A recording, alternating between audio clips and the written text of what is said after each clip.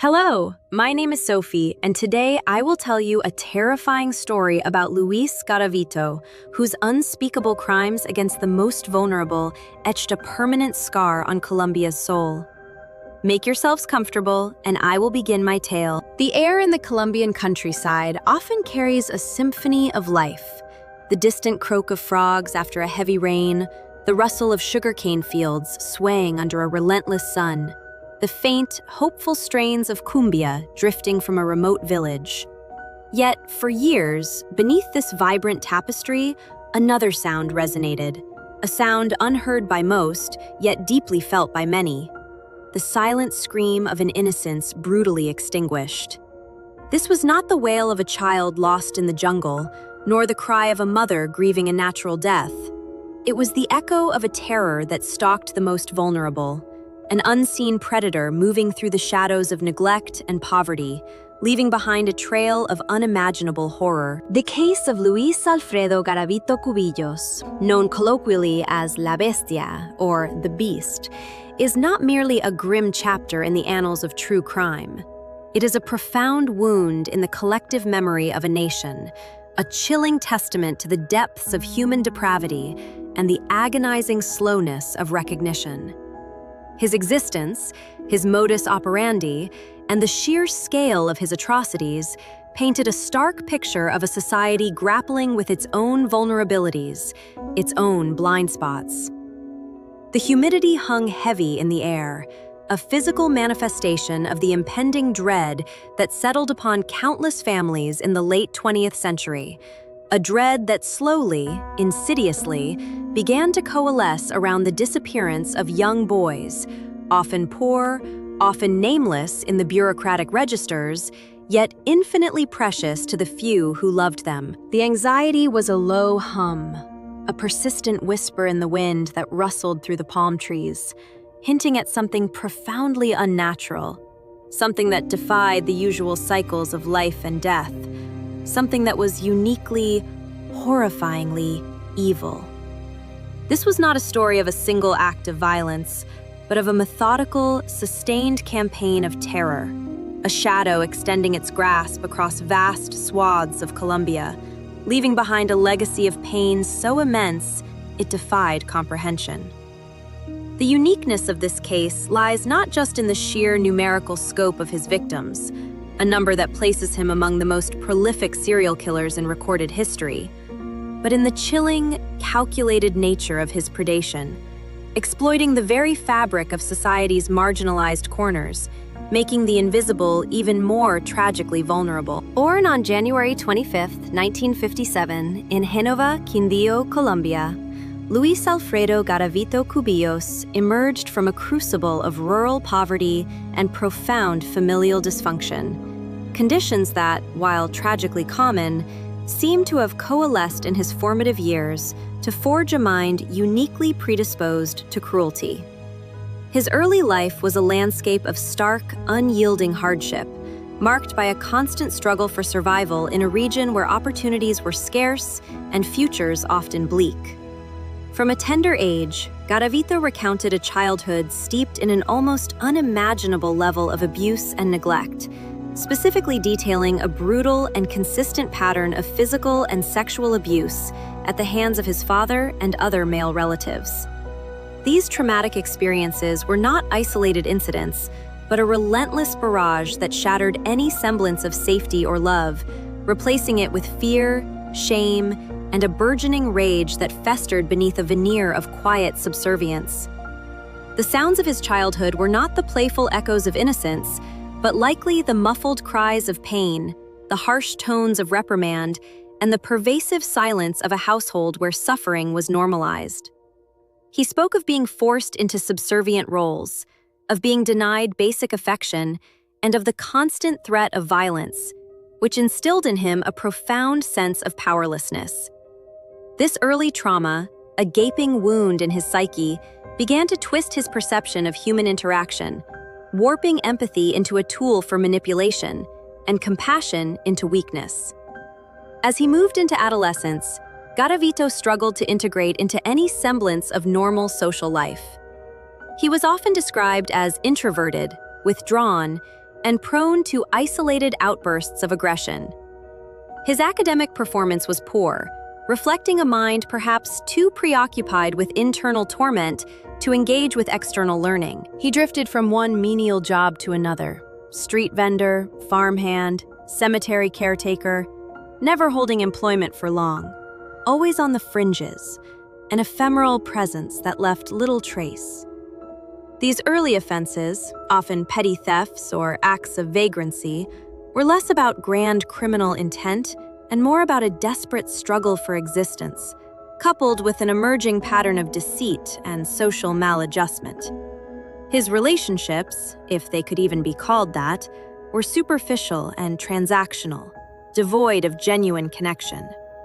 He moved through the world like a ghost, an observer, yet within him, a terrifying ideology of control and domination was silently taking root, cultivated in the toxic soil of his early suffering. The social failures, the grim mechanics of evil, orchestrated by Luis Alfredo Garavito Cubillos, unfolded across the Colombian landscape with a chilling precision, a terrifying invisibility that allowed him to operate for years, leaving an ever-widening trail of unimaginable sorrow.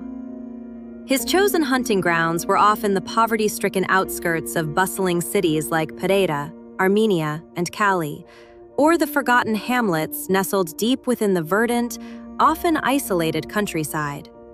He favored locations where children, particularly boys between the ages of 8 and 16, were most vulnerable.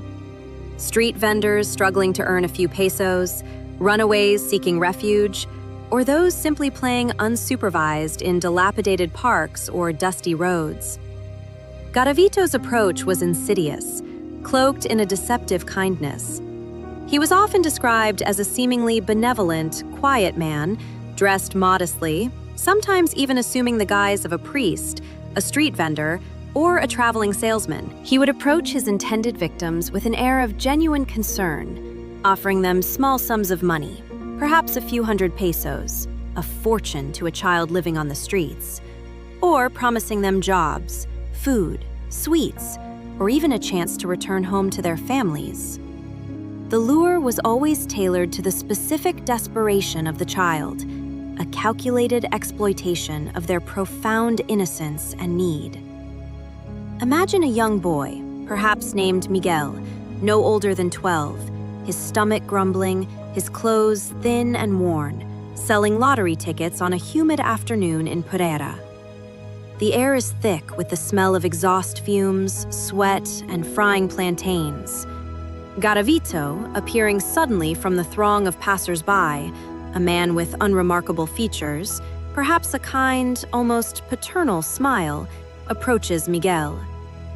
"Son," he might say, his voice soft, "I have some work for you. Easy money, just a few hours, enough for a good meal, perhaps even a new shirt." Miguel, weary and hungry, his hopes momentarily ignited by the promise, would follow. The path would invariably lead away from the crowded streets, into the quieter, more secluded areas, a vacant lot overgrown with weeds, a crumbling, abandoned building, a secluded patch of woods on the city's periphery. The sounds would gradually diminish, the distant honking of traffic, the chatter of market vendors, replaced by the rustle of leaves, the chirping of crickets, or the ominous silence of disuse. Once isolated, the facade of kindness would shatter. The mechanics of evil then shifted from manipulation to brutal force. The details of what transpired in these secluded spots are too horrifying to recount in explicit detail, but involved hours of torture, sexual abuse, and ultimately, murder, often by strangulation or knife. Garavito's victims were not just killed, they were systematically dehumanized, their young lives extinguished with an almost ritualistic cruelty. After the act, he would meticulously clean the scene, often burying the bodies in shallow graves, scattering leaves, or covering them with debris, ensuring their discovery would be delayed, if not entirely prevented. He moved with a practiced, chilling efficiency, leaving little forensic evidence behind. He was a master of evasion, a phantom in the landscape. The investigations into the disappearing children were, for a long time, tragically fragmented and ineffective. In the early to mid-1990s, Colombia was a nation grappling with immense internal strife. Drug cartels, guerrilla warfare, political instability, and widespread poverty. The disappearance of street children, particularly boys from marginalized families, often went unnoticed or was dismissed as runaways or casualties of the pervasive violence. There was no centralized database, no coordinated effort across different municipalities, and often a devastating lack of resources. Police errors were not born of malice, but from overwhelming circumstances and systemic failures. Families, often poor and lacking influence, would report their children missing, only to be met with apathy or bureaucracy. The official response was often slow, hindered by jurisdictional disputes, limited manpower, and an inability to connect seemingly isolated incidents across vast distances. Many bodies, when discovered, were unidentifiable, buried in unmarked graves, or so decomposed that cause of death was difficult to ascertain. They were often listed as NN, nomen nescio, unnamed. The smell of decay, unfortunately, was often just another grim part of the urban periphery. The weather, too, played its part.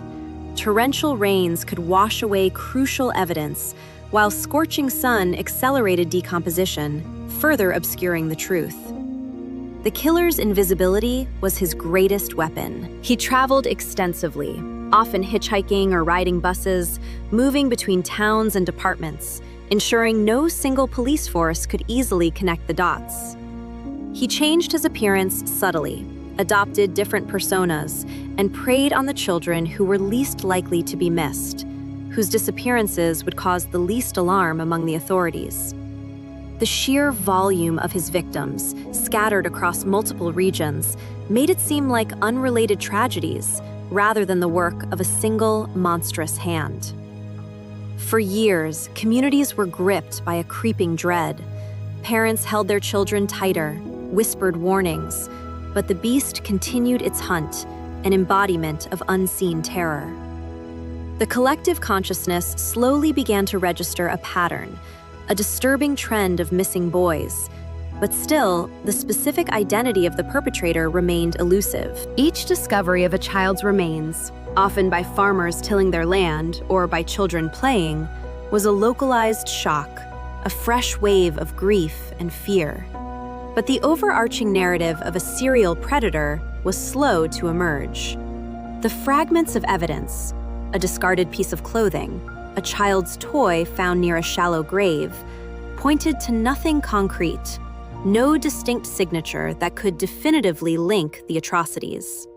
Garavito was a shadow, a whisper, a horrifying rumor that circulated in hushed tones, while his reign of terror continued unabated, a testament to the profound vulnerability of the innocent and the tragic limitations of a society struggling to protect its own. The collapse of Luis Alfredo Garavito's meticulously crafted world of terror was not the result of a brilliant piece of detective work, but rather an almost serendipitous convergence of events that began in April 1999. His invisibility, once his most potent shield, began to crumble when he attempted to abduct another young boy in the town of Villavicencio. This time, however, his victim managed to escape and alert authorities. The weather that day was perhaps a typical mix of oppressive humidity giving way to a sudden cleansing shower. Yet the atmosphere for Garavito was anything but clear. He was apprehended by police, not for murder, but on charges of attempted kidnapping. Initially, Garavito maintained his quiet, unassuming demeanor, his eyes betraying nothing of the horrors he harbored within. But the persistent questioning by investigators, particularly one Captain Gabriel Beltran, began to chip away at his composure. The turning point arrived with the discovery of mass graves in the department of Risaralda, particularly near the town of Trujillo, where the skeletal remains of numerous young boys were unearthed. The discovery sent shockwaves through the region, confirming the worst fears that had haunted communities for years. Confronted with photographic evidence of these desolate burial sites, the dam within Garavito finally broke. His confessions began, not with remorse, but with a chilling, detached precision. He spoke of his victims as if recounting grocery lists, describing the methods, the locations, the specific details of each heinous act with a meticulousness that horrified even hardened police officers. He recalled the names of some boys, their clothing, the promises he made. The interrogation room, likely sterile and cold under fluorescent lights, became a chamber for the recitation of unparalleled evil. He recounted traveling extensively, hitchhiking or riding public buses, always seeking out the most vulnerable. He spoke of his methods for luring the boys, promises of jobs, money, food, a place to sleep, even pretending to be a talent scout. He claimed a number exceeding 180 confirmed murders, a figure that cemented his place as one of the most prolific serial killers in history, though many believe the true number is far higher, perhaps closer to 300. His lack of empathy was absolute. There was no glimmer of guilt, only a kind of perverse pride in his detailed recall. "I would make them trust me," he reportedly told interrogators, his voice calm. "And then I would take them to a secluded place." The trial that followed was a grim spectacle, a nation grappling with the unimaginable. The courtroom, a solemn space usually reserved for the nuanced pursuit of justice, became a stage for the raw exhibition of depravity. Families of the victims packed the public gallery, their faces etched with a mixture of grief, rage, and the desperate hope for answers. The air was thick with unspoken anguish, punctuated only by the chilling testimonies and Garavito's own unflinching admissions. He was prosecuted across several jurisdictions due to the geographical spread of his crimes. In a controversial move, Garavito cooperated with prosecutors, leading them to more burial sites, offering details that were otherwise impossible to obtain. This cooperation led to a plea bargain, significantly reducing his sentence under Colombian law at the time. He was initially sentenced to 1,853 years in prison, which under Colombian law was capped at a maximum of 30 years. This outcome, a mere fraction of the years he took from his victims, ignited a furious public outcry. The outrage was palpable, a roar of collective grief and injustice demanding harsher penalties for such monstrous crimes. In 2001, his sentence was increased to 1,853 years and 9 days, again subject to the 30-year maximum, for the confirmed 189 murders. However, subsequent legal reforms and appeals sought to further amend this. His ultimate fate saw him incarcerated at the maximum security prison of Valledupar, a concrete fortress against the world he terrorized. Later, he was transferred to a prison in Combita, Boyacá. Despite the initial outrage over his potentially early release, subsequent changes in Colombian law and continuous public pressure ensured that Garavito remained incarcerated. His existence behind bars became a symbol of the enduring pain he inflicted, a constant reminder of the beast that walked among them. He died on October 24, 2023, at the age of 66, in a hospital in Valledupar, having been suffering from several ailments, including esophageal cancer. His death brought a complex mix of relief and renewed sorrow for the victims' families. A final, somber close to a chapter that redefined terror in Colombia. From a forensic psychiatric perspective, Luis Alfredo Garavito Cubillos presents a textbook, albeit extreme, case study in psychopathy, particularly pedophilic sadism. His psychological profile aligns disturbingly well with the diagnostic criteria for antisocial personality disorder, characterized by a pervasive pattern of disregard for and violation of the rights of others, manifesting in deceitfulness, impulsivity, irritability, aggression, and a profound lack of remorse. However, his pathology transcended mere antisocial traits, plunging into the deepest recesses of depravity. The early childhood traumas he experienced, repeated sexual and physical abuse, are often cited in the literature as contributing factors, but they are never presented as excuses. Instead, they illustrate a tragically common pathway where profound suffering can, in rare and terrifying instances, warp an individual's developing psyche to such an extent that empathy is not merely lacking, but entirely absent, replaced by a predatory worldview. For Garavito, the abuse he endured seems to have fractured his capacity for normal human connection, creating a narcissistic wound that could only be salved by exerting absolute power and control over others, mirroring the very helplessness he felt as a child. His meticulous planning, his calculated deception, and his ability to compartmentalize his horrific acts from any sense of personal guilt or responsibility are hallmarks of a highly functional, yet utterly malignant psychopathy. He possessed a chilling understanding of human vulnerability, particularly the desperation and trust of impoverished children, which he exploited with cold, surgical precision. The societal failures that allowed La Bestia to operate for so long are a stark and painful indictment of systemic neglect. The fragmented police forces, the lack of centralized databases for missing persons, the prevalent apathy towards the disappearances of marginalized children, and the bureaucratic hurdles faced by grieving families all created a fertile ground for his predation. In a nation grappling with its own internal conflicts and economic disparities, the unimportant lives of street children became invisible to the very institutions meant to protect them. This case forces a deep reflection on human cruelty, not just in the monstrous acts of Garavito himself, but in the broader societal indifference that enabled him. It compels us to confront the uncomfortable truth that evil often flourishes in the shadows of neglect, where the most vulnerable are rendered expendable. The horror of Garavito's reign is a poignant reminder that true justice extends beyond mere incarceration. It demands a critical examination of the societal structures that fail to safeguard their most defenseless members, and a commitment to ensuring that no child, regardless of their circumstance, is ever again allowed to become a silent statistic in the grim ledger of human depravity. His death closes a chapter, but the profound questions it raises about our collective responsibility remain, echoing through the humid air of Colombia, a perpetual warning against looking away. The story has come to an end, but it is impossible to accept the idea that many similar situations are still happening today, situations that we may not even be aware of.